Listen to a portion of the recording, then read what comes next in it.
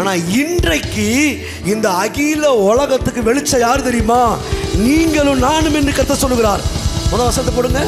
நீங்கள் உலகத்திற்கு கையெழுத்து வெளிச்சமாயிருக்கிறீர்கள், உலகத்துக்கு ஒளியாயிருக்கிறீர்கள். ஈரோடில் இருக்கிற ஜனங்களுக்கு, அந்த காலத்தில் இருக்கிற ஜனங்களுக்கு யார் தெரியுமா இன்றைக்கு வெளிச்சம்? யார் தெரியுமா இன்றைக்கு ஒளி?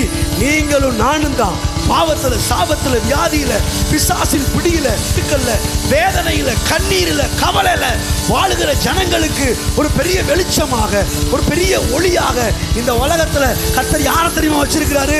ரட்சிக்கப்பட்ட உன்னையும் என்னையும் தான் கர்த்தர் உலகத்துக்கு வெளிச்சமாய் வைத்திருக்கிறார். பைபிள் சொல்லுது, நீங்கள் உலகத்திற்கு வெளிச்சமாய் இருக்கிறீர்கள். மலை மேல் உள்ள பட்டணம் மறைந்திருக்க மாட்டாது. கர்த்தர் சொல்றாரு, உனக்குள்ள உதித்திருக்கிற அந்த வெளிச்சத்தை யாராலையும் மறைக்க முடியாது. எந்த தரித்திரமும், எந்த சாபமும், எந்த வியாதியும், எந்த நோய்களும், எந்த பிசாசும், எந்த பொல்லாத மனிதனும் உனக்குள்ள உதித்திருக்கிற அந்த வெளிச்சத்தை மறைக்க முடியாது.